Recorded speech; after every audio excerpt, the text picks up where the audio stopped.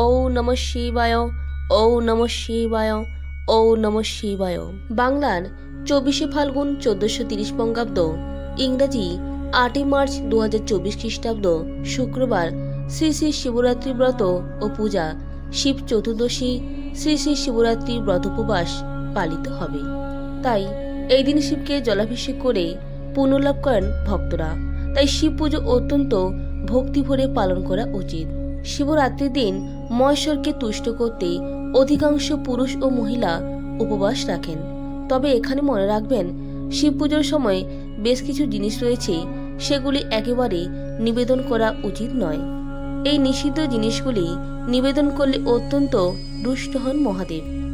শিবরাত্রির দিনে ভগবান শিব ও দেবী পার্বতীকে একসঙ্গে পুজো করা হয় ও আশীর্বাদ পেতে উপবাস পালন করা হয়। এই দিনে শিব পার্বতীর উপাসনা করলে ভক্তের জীবনে অপরিমেয় আশীর্বাদ বর্ষিত হয়। তাই সচেতনভাবে পুজো করার সময় কোন কোন জিনিস একবারে রাখবেন না। বন্ধুরা, শিব ঠাকুর হলেন সর্বশক্তিমান। শিব যেমন খুব অল্পে সন্তুষ্ট হন, ঠিক তেমনি যদি তার পুজো করার সময় কোনো ভুল ত্রুটি হয়, তিনি খুব তাড়াতাড়ি অসন্তুষ্ট হন। আজকের ভিডিওতে ব্যক্ত করব শিবরাত্রির দিনে শিব পূজায় কোন জিনিসগুলি নিবেদন করবেন আর কোন জিনিসগুলি ভুলেও নিবেদন করবেন না। শুরু করছি আজকের ভিডিওটি।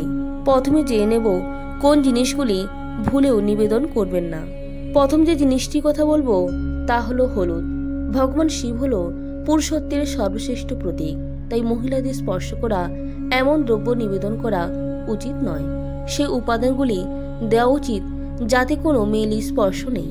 এগুলিকেও মহিলা দেবতাদের উপাসনার জন্য ব্যবহার করা উচিত নয়।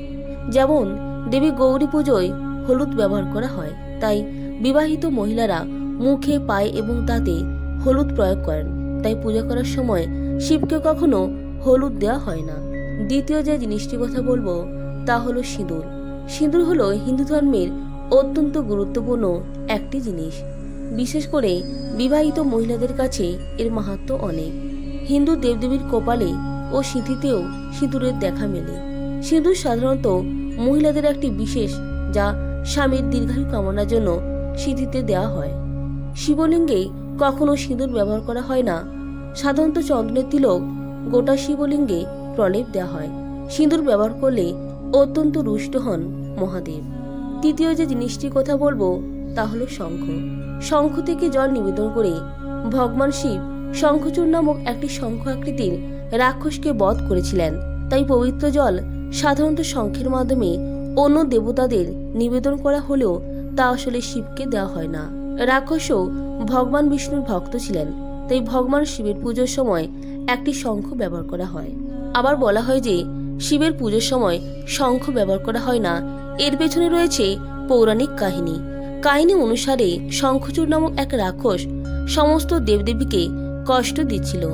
ভগবান শিব তাকে ত্রিশূল দিয়ে বধ করেন, যার ফলে তার শরীর পুড়ে যায় এবং সেই ছাই থেকে শঙ্খের জন্ম হয়। যেহেতু ভগবান শিব শঙ্খচূড় নামক রাক্ষসকে বধ করেছিলেন, তাই তার পুজোয় শঙ্খ ব্যবহার করা হয় না। চতুর্থত যে জিনিসটির কথা বলবো তা হলো তুলসী।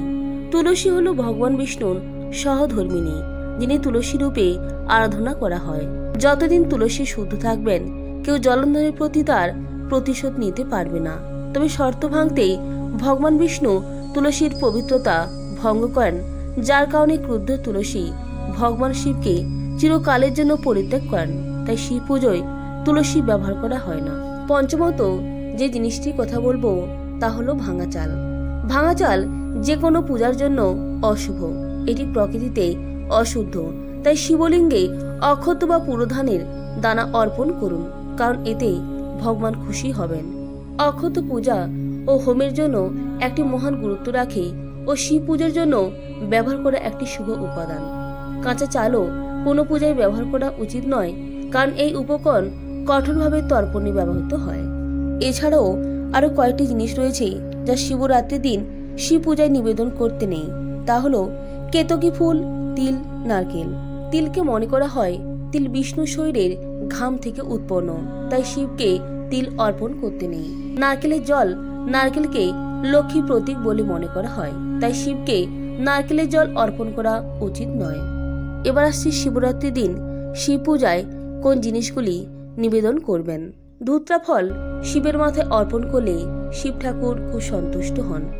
ধুত্রা ফুলও মহাদেবের অন্যতম পছন্দের জিনিস। শিবের মাথায় গঙ্গাজল অবশ্যই ঢালতে হয়। আখের রস মহাদেবকে অর্পণ করলে তিনি খুব সন্তুষ্ট হন। 3টি পত্রযুক্ত নিখুঁত বেলপাতা শিবলিঙ্গের মাথায় দিতে হয়। রূপোর সাপ, যদি কালসর্প যোগ থাকে তাহলে রূপোর জোড়া সাপ নিবেদন করতে পারেন। ভাং বা সিদ্ধি শিবের খুব প্রিয় বলে মনে করা হয়। শিব পূজার সময় একটি ভাং পাতা দিন বা ভাং বেটে সেটা দুধ ও গঙ্গা জলে মিশিয়ে দিতে পারেন। বন্ধুরা, এই ছিল আজকের ভিডিওর মূল আলোচ্য বিষয়বস্তু। প্রত্যেকে ভালো থাকবেন, সুস্থ থাকবেন। নমস্কার, ধন্যবাদ। ঈশ্বর আপনার মঙ্গল করুন।